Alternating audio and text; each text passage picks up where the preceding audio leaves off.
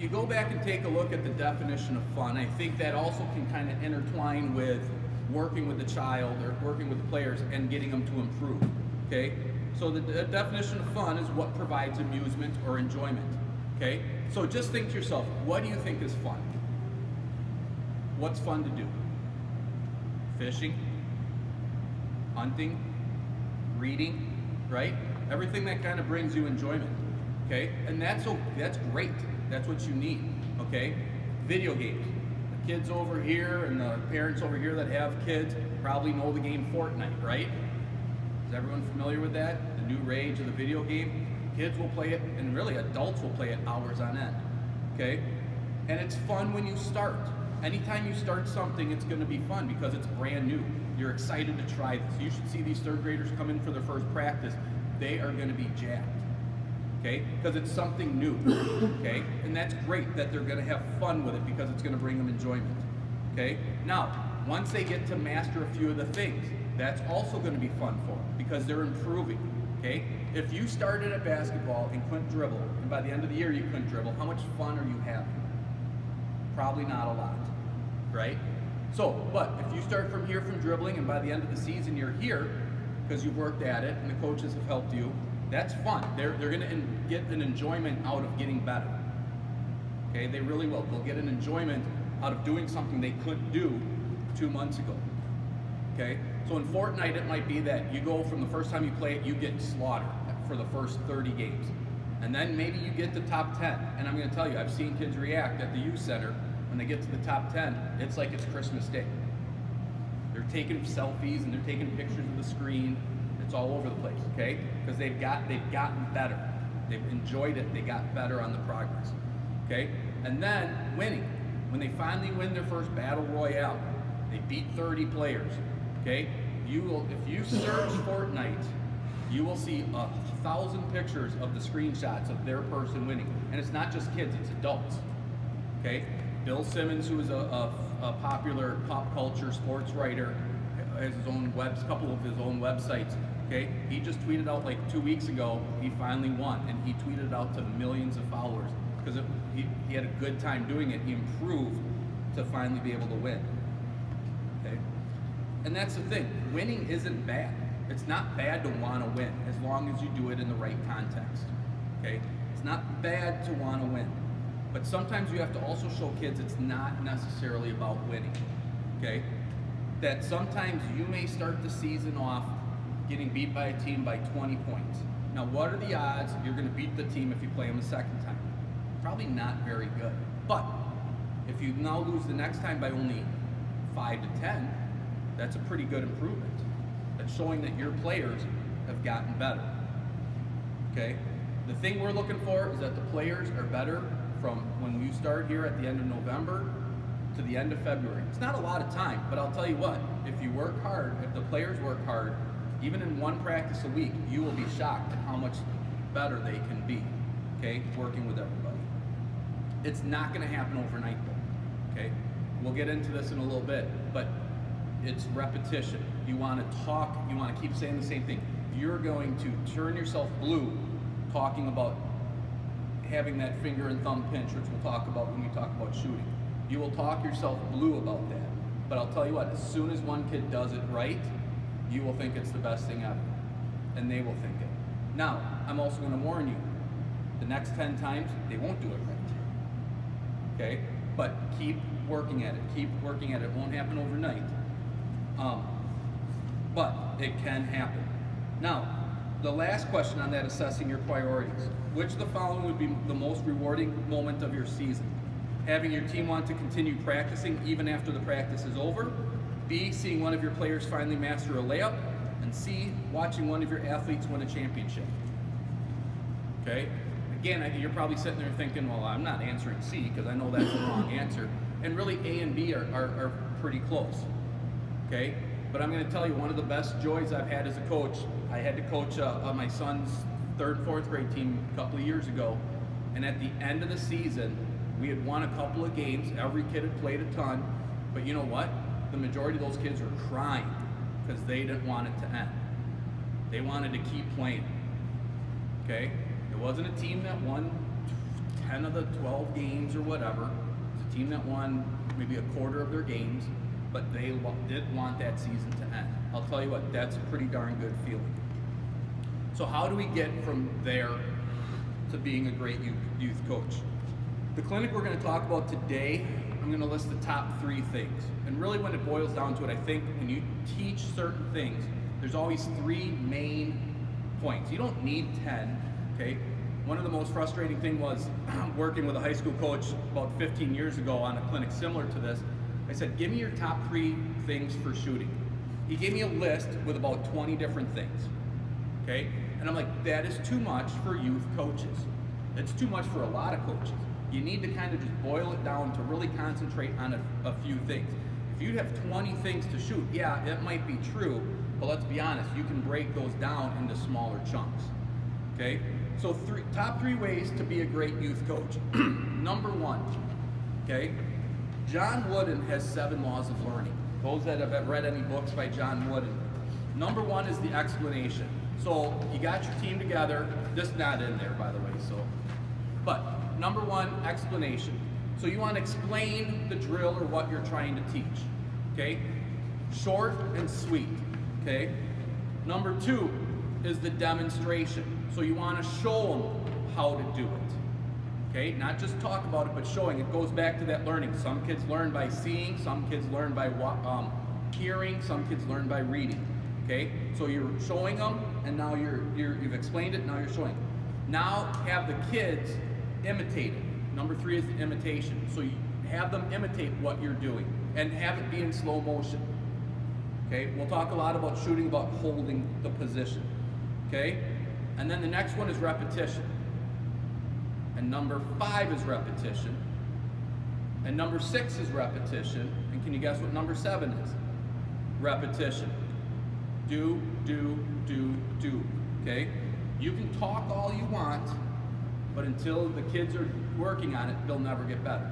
They'll hopefully maybe understand the idea, but they're not going to learn by just doing it.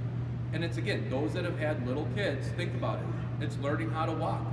Kids just didn't get it. You didn't just tell the kid, just stand up and move your feet, right? They get up, they fall down, and then they take 1 little step, and then they take 2 wobbly steps, right? And then finally, 3 weeks later, they're running all over the house, and you're thinking, why did I teach my kid to walk, right? Because they're all over the place. It's the same thing about writing, okay? When you're in kindergarten or preschool, you know, your kid will come home and have the letter A written 30 times. Why? Because they need the practice of writing A. When was the last time you wrote the letter A 30 times? Probably back in kindergarten, because you've already have mastered that, okay? Basketball and coaching sports is no different. Repetition, repetition, repetition. Number 2, to be a great youth coach, okay? I really believe shorter lines. This really is going to go into the repetition, okay? Never one long line, okay? When I do softball clinics, I said the last thing I want to see if I'm coming to a softball practice is 1 batter, 10 girls standing out in the field picking daisies, okay? You need to have stations and moving kids around. Otherwise, those 10 kids are going to be bored. And when they're bored, they get into trouble. Or they're not watching, and now finally the ball gets hit to them and they take one in the head. So in basketball, just think about this. If you have 10 kids on your team, and you're going to do a shooting drill, maybe it's off here to the baseline, okay? Assume that one kid can get a shot off every 5 seconds, okay? And you're going to do this drill for 5 minutes. You have 10 kids, 5 minutes for this drill. Each kid is going to get 6 shots. All right, well, it's 6 shots more than he had. Now, you take those same 10 kids and you split 2 lines. 1 here and another 5 feet away, so now you have 5 kids in each line. Well, now you got 12 shots, okay? Now, if you have 2 coaches, which most of you will, okay, you send 5 kids down to 1 basket with that coach, you keep 5, you have 2 or 3, you still have 2 lines, so 2 or 3 kids in each line. Now all of a sudden, they're getting 20 shots. Which kids are going to improve more? Kids that are taking 20 shots or the kids taking 6? Okay? So I really believe keep the lines short. Multiple lines if you can. Okay? Number 3, to be a great youth coach, coach all the players. Like we mentioned before, I think part of the reason we have 12 new kids playing and only lost really a handful is because all those kids got better because their coaches worked with them. There's some kids that are still very elementary that are coming back. But you know what? They might have been elementary here, and by the end of the year they were here. Now maybe by the end of 4th grade they're here. Okay? So it's a progress, but it shows, hey, they had fun, they wanted to come back, and that is what we want. We're about building numbers.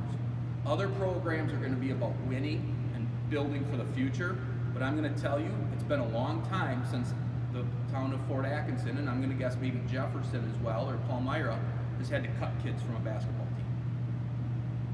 It's been a long time since someone's had to go in and say, sorry, but you're cut. And if they have, I'm going to guess it's because they haven't played at all up until then. Okay? So these kids can keep playing and keep working, and if they want to play high school ball, I can almost guarantee you that they'll be able to play high school ball. Okay? Don't be afraid to correct the kids. I know sometimes it's hard to correct a kid in form, but again, that's about making them better. So as you're teaching all the kids, and you're going to turn yourself blue, pinch that finger, pinch that finger, pinch that finger. At some point they'll do it right, but as I mentioned before, at some point then they'll revert back. But keep working at it, okay? A bonus way to be a great youth coach is, again, be patient. Probably the biggest virtue a youth coach can have is to be patient, okay? Again, these kids aren't going to have the knowledge right off the bat, okay? They got fundamental skills. One thing that's kind of starting to get out there in the last couple of years are these fundamental skills: hopping, skipping, running, throwing, even hitting, okay? And really when they're testing kids out at all ages, they're realizing they don't have a lot of these fundamental skills. A lot of kids, my daughter, very graceful on the stage, but if you watched her run, it's like, it is the weirdest running form. Like I wouldn't even know where to start to correct her running form.